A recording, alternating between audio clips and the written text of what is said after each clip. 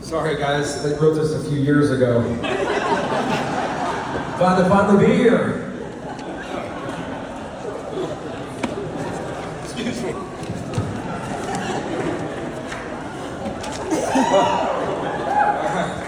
There comes a time when everyone meets their true love, their soulmate, the person they will know and love for the rest of your life.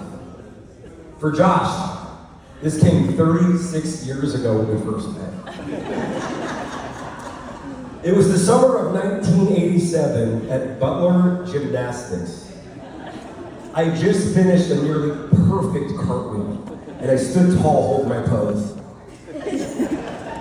As I looked down the line at my fellow gymnasts, I saw a blue-eyed kid with a gnarly blonde mullet. I thought to myself, I'm gonna be best friends with her someday. Following the era of the mullet baby gymnast, Josh and I would begin a few years later, but this time on opposing teams playing youth soccer. After another failed attempt at any meaningful friendship, we met a third time at North Central High School, where we formed a lifelong bond. The identities of Josh over the years are similar to like a kitchen sink salad, just a little bit of everything.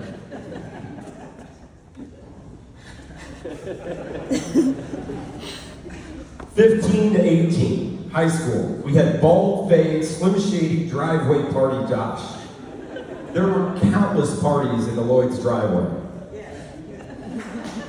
It was the place to be.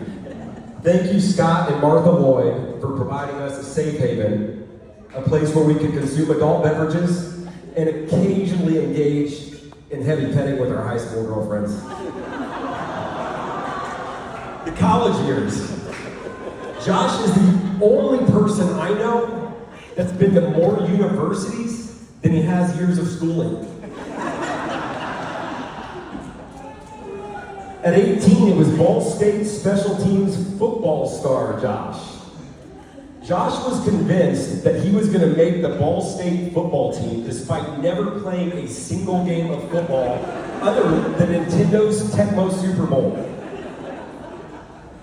I was committed to doing my part to help him make the team, so I went to North Central with him to catch field goals. We went once. 19, it was Hippie Mushroom Boulder Josh. Boulder worked out equally as well as his football career. But fortunately for me, 1 year later, he was headed back home and we would reunite at IU in Bloomington. Age 20, IU Jaeger Bomb Josh. Josh spent, sorry Scott, Martha, $3,500 in one semester on Jaeger bombs.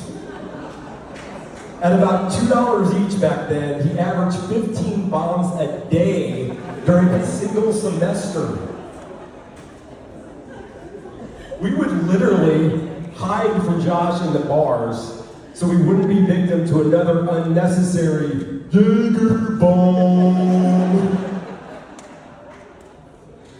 Subconsciously, I was also looking out for Scott and Martha's finances, just in case they didn't know exactly how much credit was also being consumed on their card. Turns out I was right. Age 21 was too many Jaeger bombs back home IUPUI Josh. And this is where he would end his schooling career. Almost. Post-college, 23 to 24, meathead fitness Josh. We called LA Fitness home. Josh and I have always been competitive. The game was to see who could make their neck disappear the fastest. It was healthy competition until I took synthetic testosterone to gain an edge. And I won. Ages 25 to 27. Kurt Cobain, chubby teacher Josh gets his education degree. Josh showed up at my house unannounced after purchasing a brand new bass guitar and a top-of-the-line PV amplifier. Apparently, he was ready for a jam session, but never plucked a single string. I knew a few chords back then on the acoustic guitar, so that night we formed a band. And it was actually dissolved the next morning. 28 to 33, teach the kids, Josh. Josh tapped into his unique ability to help others by teaching children with special needs. Looking back at the mullet baby gymnast, I now understand what sparked his inspiration. But in all seriousness, he was truly making a difference in the world. Evidenced by being voted Teacher of the Year. True story.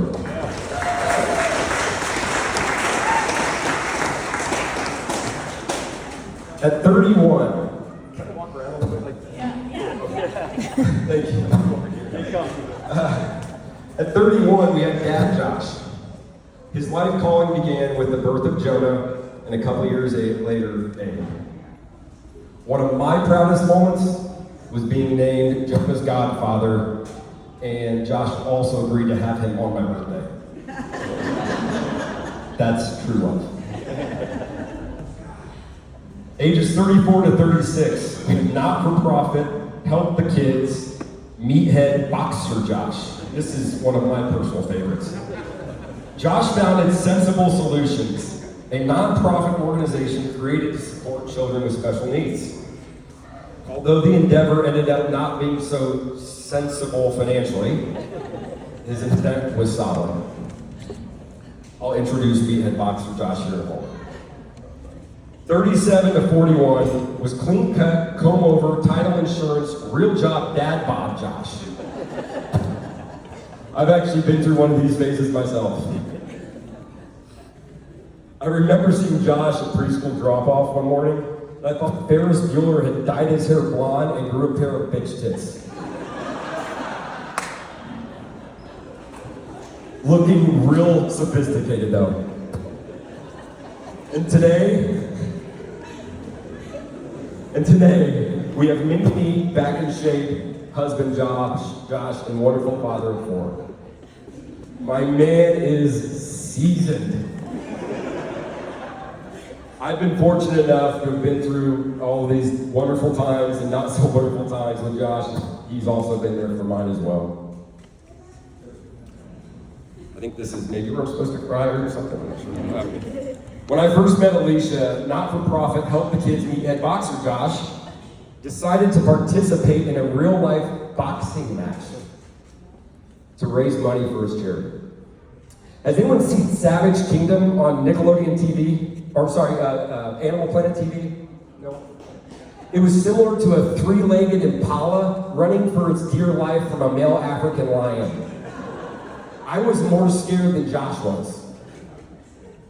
The post-fight after party was at my house, and when I heard there was a beautiful, tall, red-headed Hall of Fame soccer star accompanying Mr. Lloyd, I thought certainly her plans changed after witnessing the kill. However, when Alicia continued to show interest in the wounded impala, I knew it was true love.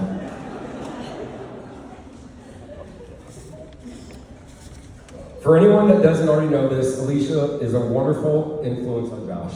So much that when they played on the same soccer team, it's the only recreational sports league that Josh has ever played in where he wasn't ejected for unsportsmanlike conduct.